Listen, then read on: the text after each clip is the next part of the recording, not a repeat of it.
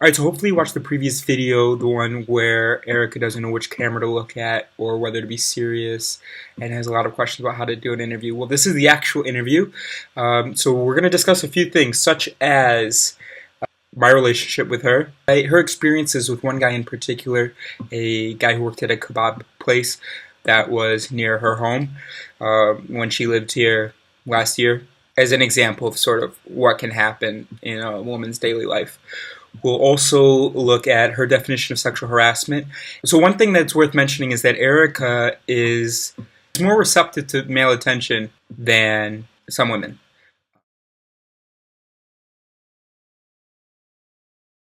Is it starting? If you ever use my name is Eris.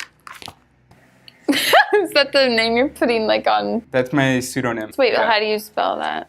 E-R-I-S. Okay. Stands for empiricism, reason. Wait, but really? Should I be really serious? Stands for empiricism, reason, imagination, and skepticism. Okay. What shall we call you? I have to come up with a different name too? No. It could be Erica and Eris. Okay. Or do you prefer a pseudonym? No, I think that's fun. Okay. Okay. All right. So I'm here with Erica, an American. Where are you from, Erica? I'm Sacramento, California. Now I live in Paris, And France. how long have you lived here? About a year and a half. Total. Okay. How is Kebab Guy? I have not seen Kebab Guy since I've returned to Paris. Kebab Guy is a guy who I found dashingly handsome. And he worked at the local kebab and would say something every time Erica walked by. How did that make you feel? Occasionally it would make me feel uncomfortable, depending on how persistent he was with trying to talk to me. Because you lived right there. Right, I lived down the street. Mm-hmm. Okay, so you're walking by to go to the Monoprix. Right. Which is a grocery store in France. And there he is, there in the window. Right. What might he say?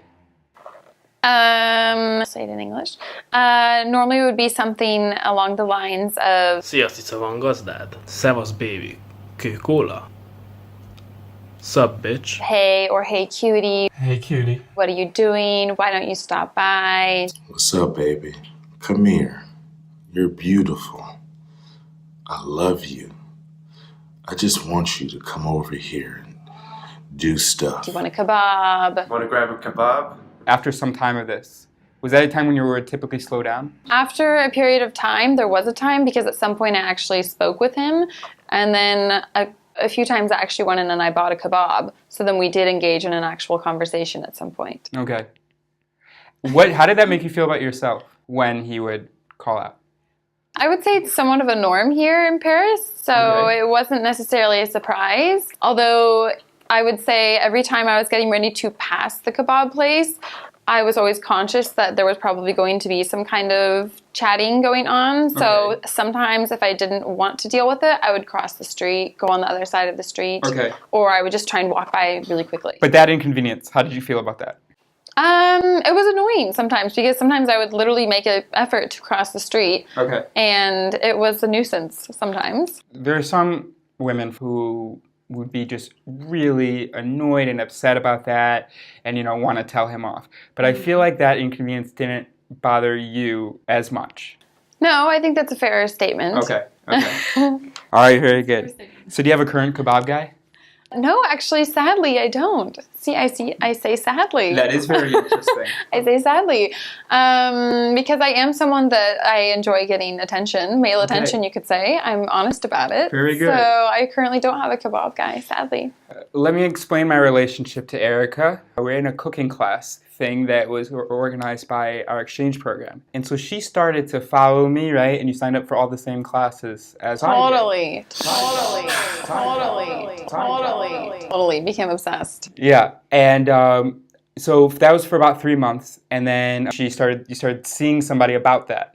Yeah, definitely, yeah. I try to block it, but... So that we were going to be rehashing some of this. Among the dead animals that she left at my door was a cat, and then there were various stuffed animals. Nothing ended up happening between us. And also your doctor had a lot to do with that. Definitely. Okay.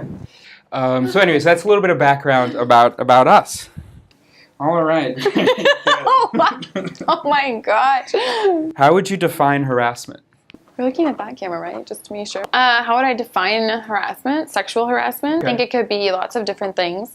But I guess in a really global, broad sense, you could say it's anytime someone is doing something in a sexual manner that makes someone else feel inappropriate. Okay. Or Would you consider, what's an example? Let's say you are on the metro. You're sitting next to an empty seat and there's two people across from you.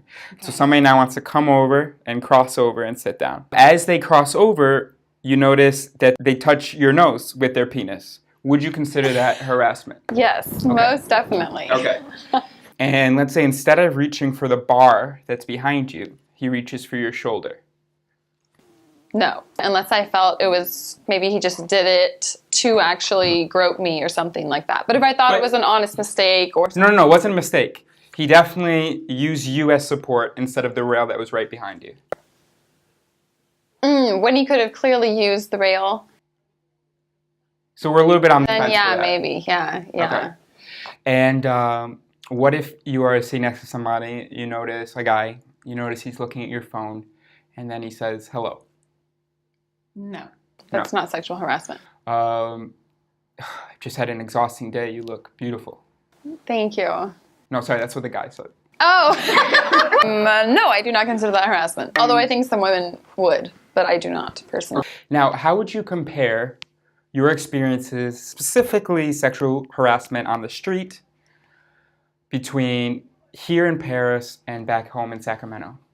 If I'm really just comparing the two, that you could almost say that sexual harassment barely exists in Sacramento compared to Paris. Do you live in the city or you live just outside? What is it called, Fulton or something? I live in Wilton. Oh, it is Wilton? Yeah. Oh, nice, okay. I live in Wilton, which is a really small country town, but I go into Sacramento, the city center, fairly often. And I guess like in a broader sense, even comparing to when I was doing my master's, for example, I used to live in San Francisco in the city.